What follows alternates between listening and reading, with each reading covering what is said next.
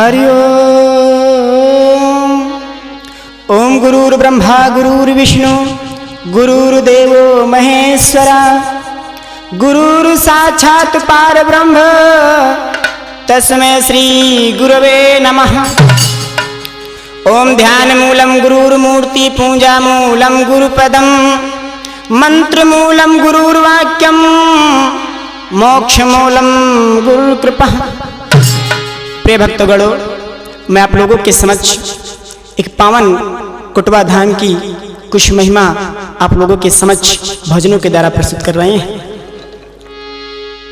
कि गणपति गिरिजा सरस्वती हनुमत नारद शेष कोटवा धाम लीला कहूँ निर्गुण कृत उपदेश। तो सत्य गुरु जग जीवन सर्व में आप समाया मैं जह देखूं महबूब तेरा तेरी कुदरत की ही छाया। तो बिन सूही स्थूल के साजी ब्रह्म बनाया करूं तुम्हारी वंदना नित नित शीश झुकाया। जग जीवन जग आई के सतनामी की आस कोटवा कोटिन तीर्थ है जग जीवन के पास। कि आओ भक्तो तुम्हें सुनाए हो आओ भक्तो तुम्हें सुनाए महिमा कोटवा धाम की। स्वर्ग बनाया जिसने इसको जग जीवन महान की। आओ भक्तो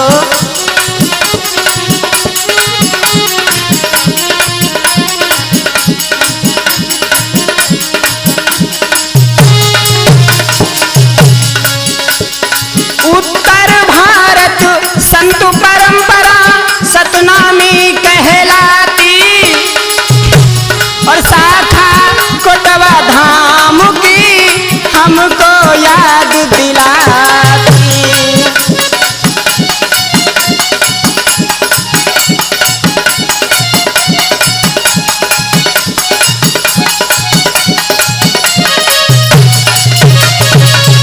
उत्तर भारत में जिला बाराबंकी के निकट यह स्थान कोटवा धाम पड़ता है और उस समय इस पृथ्वी पर भजन नहीं सत्संग नहीं हरि कथा कहीं नहीं होती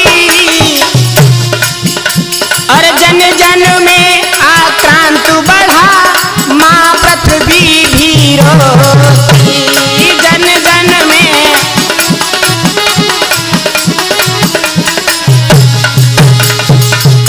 उस समय इस पृथ्वी पर नाना प्रकार का उपद्रव हो रहा था, हर प्रकार का आक्रांत बढ़ा हुआ था, हर प्राणी एक दूसरे से झगड़ा कर रहा था। उसी समय एक संत पुरुष का प्राकट हुआ कि प्रकट हुए जग जीवन जग में हो प्रकट हुए जग जीवन जग में परम पुरुष बलवान की। आओ भक्तो तुम्हें बताएं महिमा कोटवा धाम।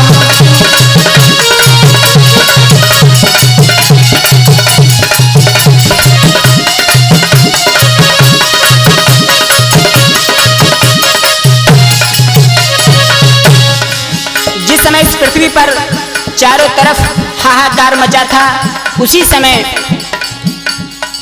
एक संत का जन्म हुआ जिनका नाम है जगजीवन साहेब। इनका जन्म कैसे हुआ कि जन्म लिया बाराबंकी के सरहद नामक गांव में शुक्ल पक्ष सप्तमी तिथि 1727 में। शुक्ल पक्ष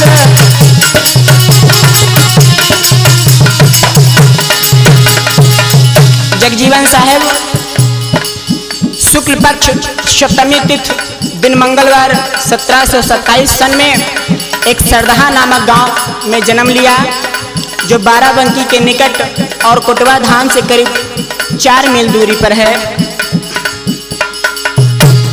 क्षत्रिय वंश पिता गंगा जी माता केवल कहलाती हैं, जग जीवन के पाके वो तो जीवन सफल बनाती है।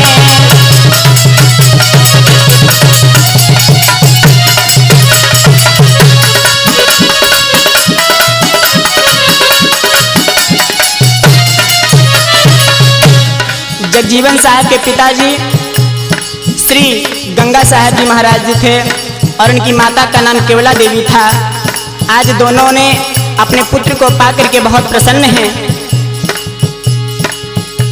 कि जिसने इनको जन्म दिया है हो, जिसने इनको जन्म दिया है माँ पिता गुण खान की, आओ भक्तों तुम्हें सुनाए महिमा कोटवा।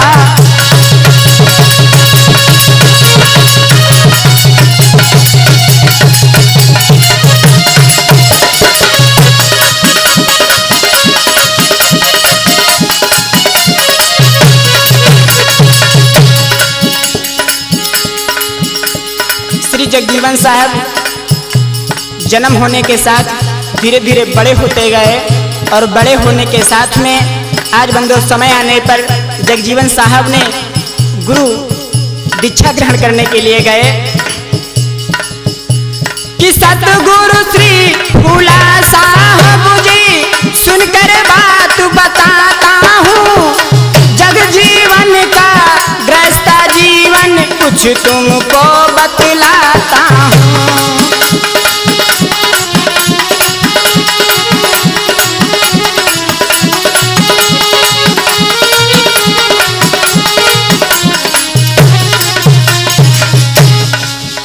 जगजीवन साहब ने सतगुरु चुना जिनका नाम है फूला साहब जी महाराज। आज गुरु दक्षिणा लेने के बाद में जगजीवन साहब धीरे धीरे ग्रस्त जीवन में आ गए और ग्रस्त में पढ़ करके आज बंदो समय आने पर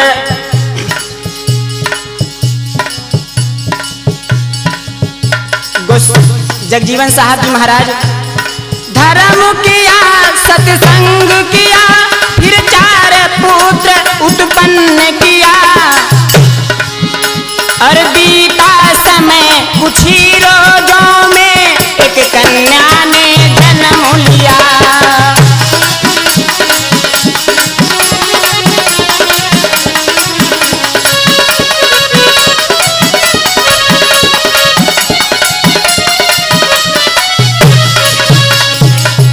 जगजीवन साहब जी महाराज गृहस्थ में पढ़ करके आज 4 पुत्र उत्पन्न किए, जिनका नाम है प्रथम पुत्र श्री जलालीदास जी महाराज और दूसरे पुत्र श्री शोभादास जी महाराज और तीसरे पुत्र श्री पत्तादास जी महाराज और चौथे पुत्र बलादास जी महाराज हुए हैं। और कुछ समय बीता तो एक कन्या ने जन्म लिया बंधु, और कन्या का जन्म होने के बाद आज समय बीता विवाह करने योग्य हो गई। और जगजीवन साहब समय पाकर के आज विवाह गोंडा नरेश के पुत्र के साथ में तय किया कि ब्याह रचाया उस कन्या का हो, ब्याह रचाया उस कन्या का देवी शक्ति महान की, आओ भक्तों तुम्हें सुनाए महिमा कोटवा धाम की।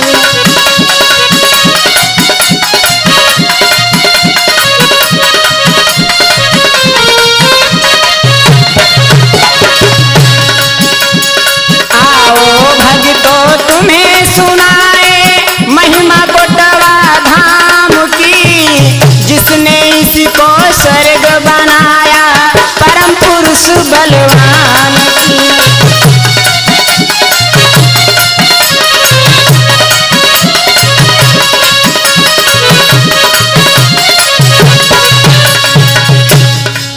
बताया गया है जब जगजीवन साहब ने अपनी पुत्री का विवाह किया तो आज जगजीवन साहब का समधी बोला, सुनो महाराज, हम क्षत्रिय वंश में जन्म लिए हैं, इसलिए हमें मांस का भोजन चाहिए। क्या बोला? जगजीवन से बोला समधी, भोजन मांस बनाना है, और क्षत्रिय वंश में जन्म लेकर हमें अपना धर्म निभाना है।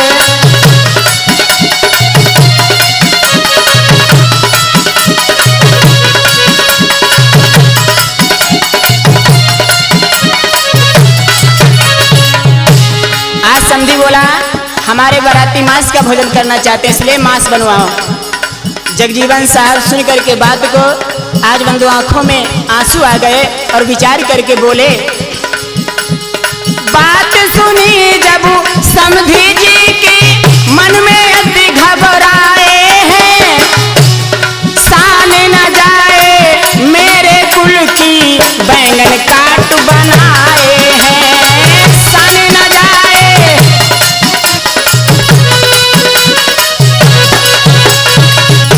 आज समधी के वचन सुन करके बंधु जगजीवन साहब रोने लगे और विचार करने लगे, प्रभु ये कैसी माया है तुम्हारी, अब मैं क्या करूं, मांस कैसे बनाऊं?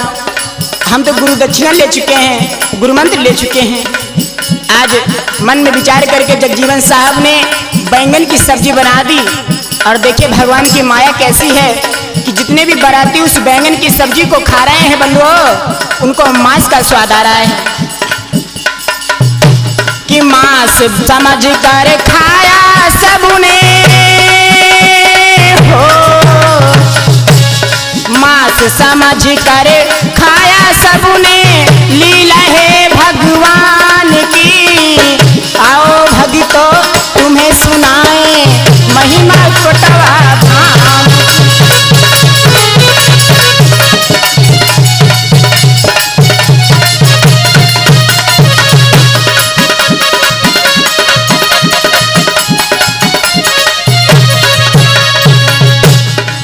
आज बैंगन की सब्जी को काट करके बंदो बारातियों के सामने पेश की गई और बाराती मांस समझ करके उस सब्जी को प्रसाद समझ करके खा गए।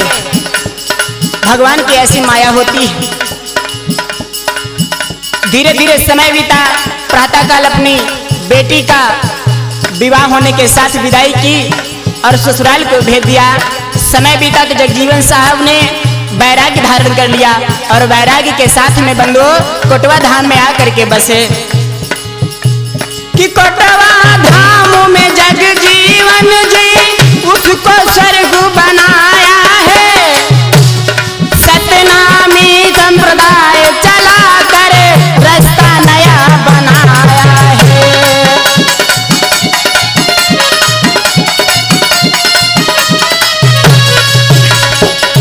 कोटवा धाम में आकर के बस गए और सत्यनामी संप्रदाय को चला करके बंधु देश विदेश में अपने शिष्य बनाने लगे। सर्वप्रथम किया क्या, जगजीवन साहब ने 4 पावे बनाए, अपने संप्रदाय के 4 शाखाएं की और 14 गद्दी धारण कराई कि 4 पाव 14 गद्दी जो हमको हाथ बताती है, इसी समय कोटवा धाम में जीवन नया बनाती है, इसी समय।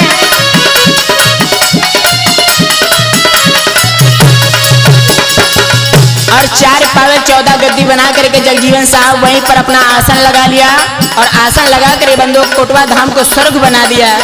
इस प्रकार से कोटवा धाम का नाम तभी से कोटवा धाम हुआ है बंधु। पहले यहाँ बहुत विकराल जंगल था, जब से हमारे स्वामी जी पधारे जगजीवन साहब तब से कोटवा धाम हुआ है। कोटि कर्म पाने के बाद में इस कोटवा धाम में बंधु बेड़ा पार होता है। क्षमा करो तुम चूक हमारी हो,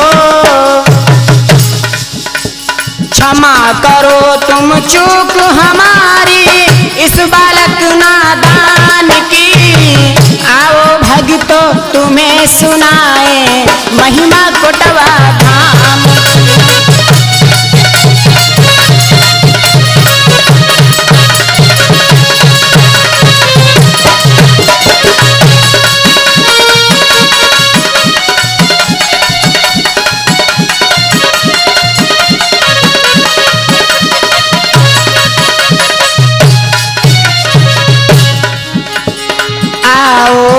भक्तों तुम्हें सुनाए हो, आओ भक्तों तुम्हें सुनाए महिमा कोटवा धाम की, जिसने इसको स्वर्ग बनाया जग जीवन महान।